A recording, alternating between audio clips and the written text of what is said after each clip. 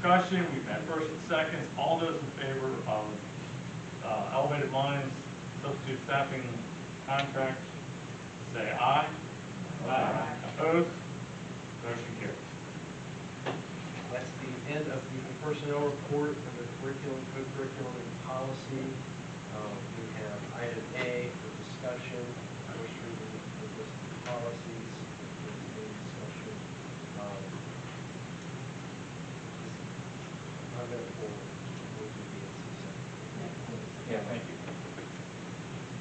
In the form of a motion, recommend approval of the following board policies and procedures. A 3, school calendar. A 5, emergency preparedness and response. A 5.1, relations with law enforcement agencies. And A 5.2, school security personnel.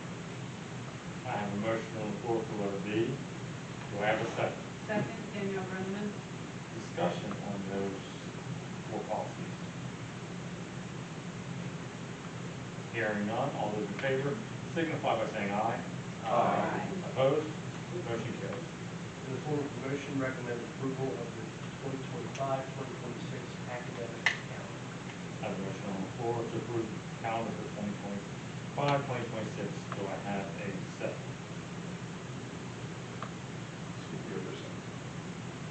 Discussion.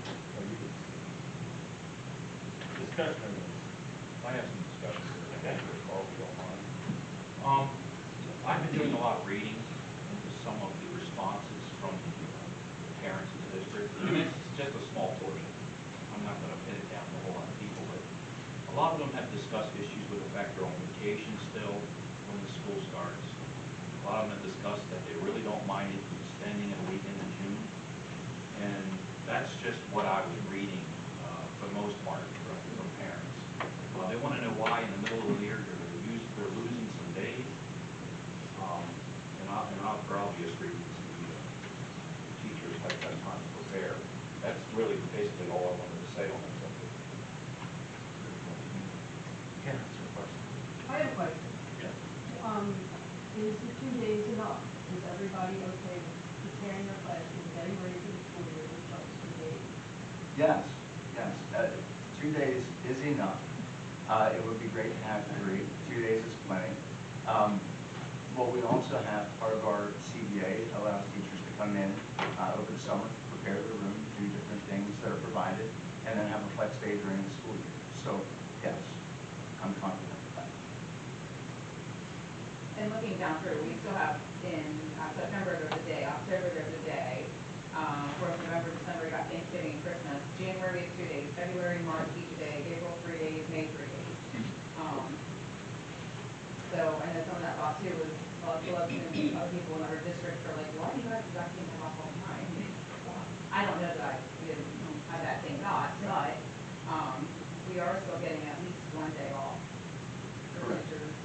And our students have days off throughout the year. Teachers are supposed to work on that holiday? No, I said or holidays. That's what it sounded like to me. No, I actually Okay. wanted to say that I think teachers, if you were one, I don't have my own classroom right now, but go above and beyond. You work hours out of school in the evenings. You miss family things. You on the weekends you're planning over the summertime. You know, you're always working, and so I just wanted to say that. But no, I am not saying that any teacher needs to do any work on any holiday. I don't think they should. Mrs. Ressler, I would also say, regarding days off, we have a number of activity days that are scheduled and planned out in certain periods of time. One of the benefits of doing that is we get to have training on specific days at the beginning of the year, then we get to follow up 10 to 12 weeks later, then we get to follow up again 10 to 12 weeks later, and we have a process that is train, check, train, check, train, check. And it does promote the best opportunity for our teachers to retain and use that information and collaborate with one another throughout the time that they're not needed. Alex, 2 questions. One, in creating the calendar, do we talk to other school districts to coordinate since MACD and other transportation, are they involved in the calendar?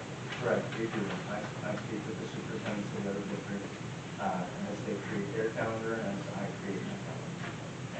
I'm assuming that you don't just make this calendar without talking to the union. You would be correct. So the union just gets to put their input in. Yes.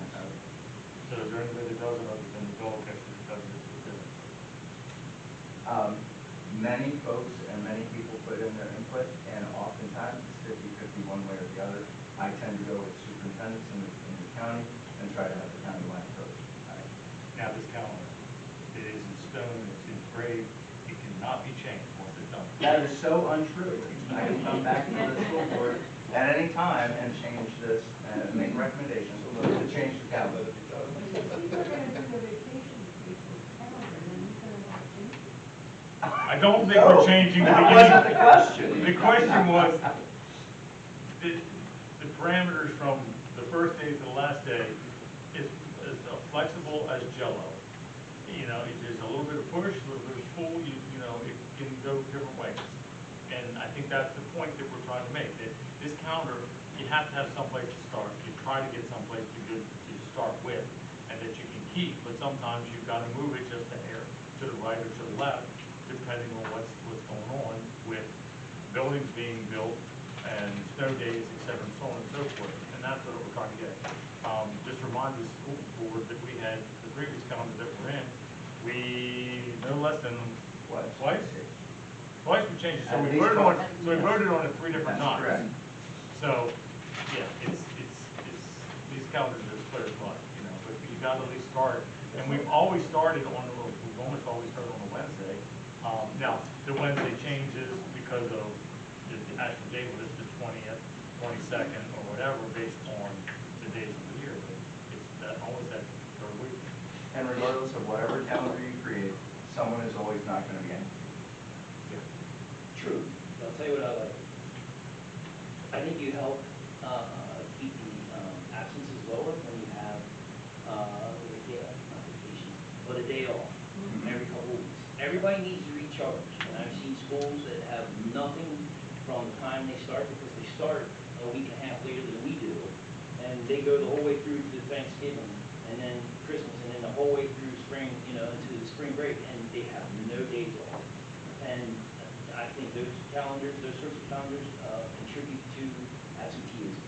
Everybody needs it. And everybody needs to be away from school time. So I appreciate that about the calendar.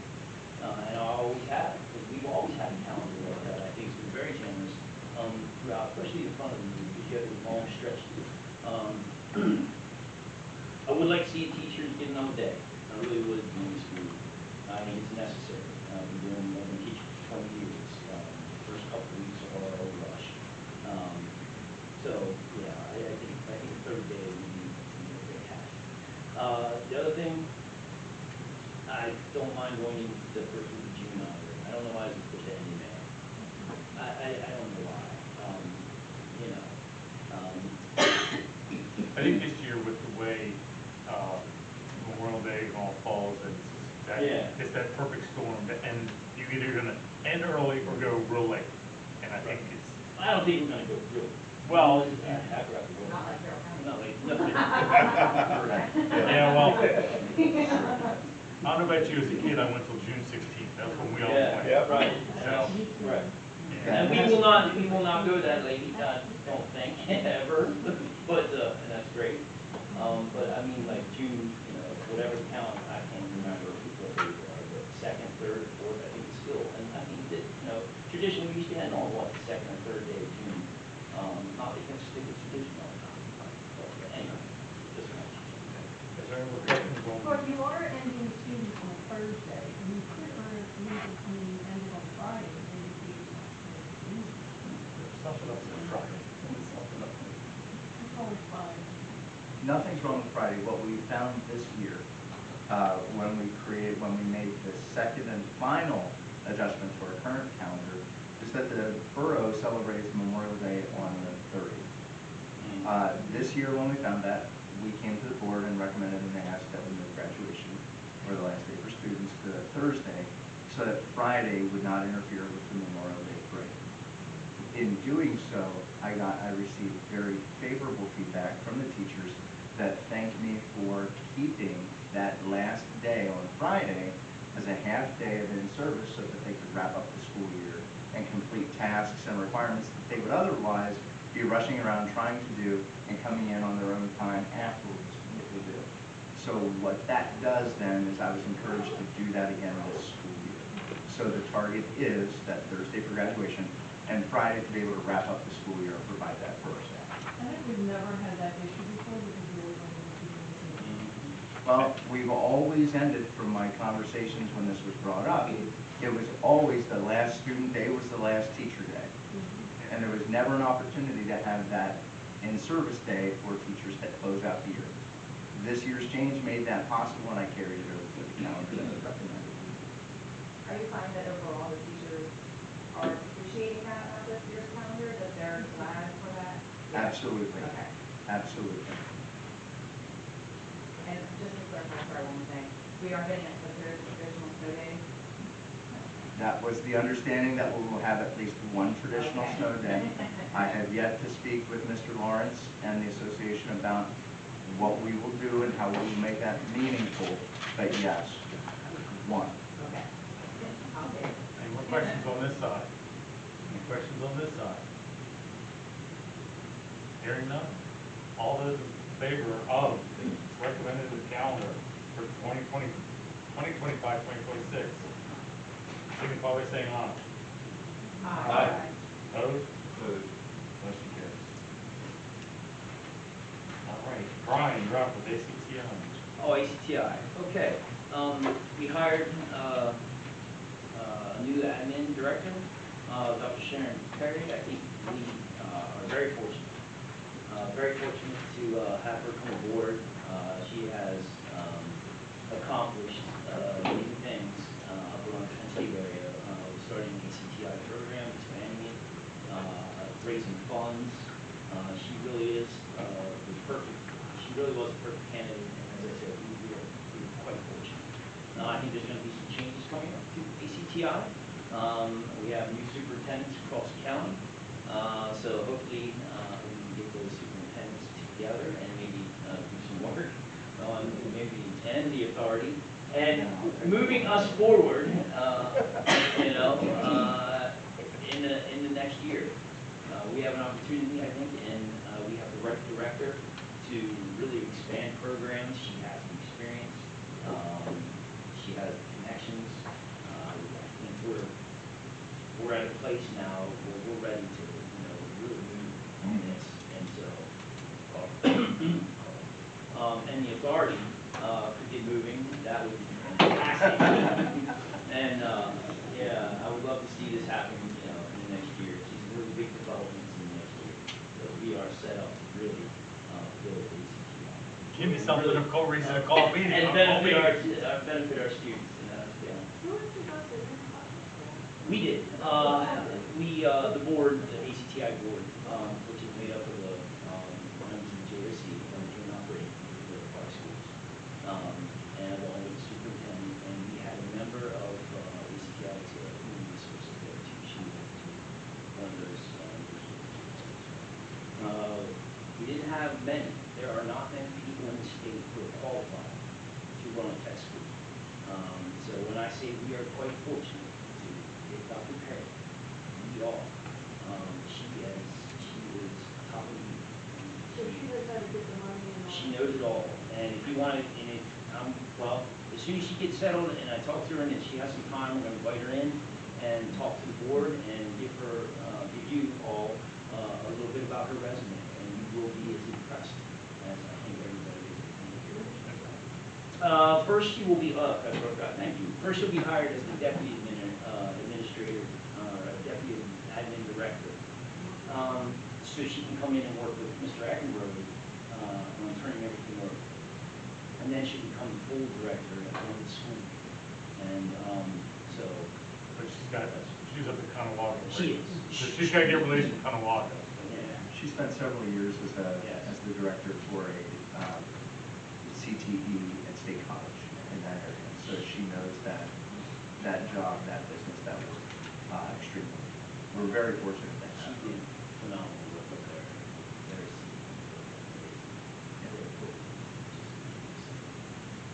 She's got her work cut out for her. It's quite a different area than it is State College. But Correct. As I said, right now, everybody seems to be in agreement, tech education is important. I think, more people are doing it. That's why we now, why it's, in front of us right now. Thank you. Thank you. Yeah, thanks for the dig. Hopefully you'll have it soon. I did my part to get some money or try to get some. I Yeah, got well, some that's the other thing, we have a grant that's going to run out and not too distant future. That's, if I remember correctly, that's $500,000. Yeah. That's going to expire, and that's why we. Very good. You know, yeah. Okay, Nick, I have nothing to report. and LIU, you all got the nice letter, which, so, nothing really to report from me on that, so, it's up to you. Well, thank you for ceding your time to me for this. Because I do have many things to go over. First, I would like to say to Brian and everyone, at a recent superintendent's meeting that we held here, we actually had Representative Dan Mao join us. Representative Mao spoke to us about his desire for CTE and career education, and he is a strong proponent and advocate for it. During that time, we had several optimistic, positive comments and things put together. We do believe that by April, we should have some information, some things ready to move on for ACTI so that we can begin as soon as possible to get students, to increase the number of students receiving career education training. So I'm very excited about that. I will have details to come. Representative Mao was very concerned about what we could do, and he was very, he looked favorable upon this process. I would also like to say, in addition to the $500 donation for a scholarship that Stockton Leader provided and you approved this evening, in lieu of a holiday gift that's usually presented to districts, Stockton Leader also made a donation to both the York and Central PA food banks in recognition of our partnership. So I would like to thank Stockton Leader for that. Additionally, I'd like to say a huge thank you to our staff, maintenance and custodial, along with our high school teachers. One of the things that was mentioned earlier is that our maintenance staff did a great job clearing out our driveways, our parking lots, and sidewalks. Maintenance and custodial staff have been working nonstop this weekend with the move into the new wing. So on top of that, they were here from 7 o'clock until about 1 a.m. last night to clear everything after the snow stopped falling. So they came in and did an outstanding job so that our high school teachers could come in and continue to work and pick up right where they left off on Friday and Saturday. And many of our teachers came in Friday and Saturday, donating their time, volunteering their time, without a requirement to come in to prepare for our first full day in the new wing on Wednesday, January 22nd. You'll see when you go through, a lot of the furniture is already in the classroom. All of it has been delivered, it's been assembled. Teachers are now working on putting their resources where they need them, setting up their rooms for the optimal educational and instructional setting. And I would just like to say that our commitment of our staff to prepare this for our students is second to none. I really, truly appreciate all who did anything. And I know Dr. Berryman went up as well to help out with the moves that were going on in the high school. As you also know, today marks the 111th day of my superintendency here. So first, thank you for trusting in me to do this. And as I shared, I would be, since October 1st, I would be working with administration, teachers, and the community to really establish goals and start developing action plans. Those goals and action plans will revolve around increasing literacy skills, increasing mathematical thinking skills, and improving student attendance. These are the three areas that we really identified in our comprehensive planning process with the committee that we met before I became superintendent. Also, to enhance our student-centered culture with processes that are really focused around clear and consistent communication. So when we say something, this is what we mean. I want to make sure that everyone has a common understanding of what it is that we're speaking about, so nothing can be left to chance. Supporting and recruiting, supporting the recruitment, retention, and development of quality staff. And you'll hear some of these things as I share a little bit more. Bringing together and connecting people and processes to build community pride within the Littlestown area and continue that process. Increased programming and opportunities. One example would be the Wilson or the Littlestown Area School District Master's Program that we've initiated here in the district. No out-of-pocket costs for teachers when they begin this process and they start this. They begin with us in a cohort and they go through and they complete with a Master's of Education from Wilson. It's taught entirely by our staff, our teacher leaders and administrators from beginning to thesis. It's a fantastic opportunity and it should serve any new teacher that's graduating college right now that this is the place to be. Littlestown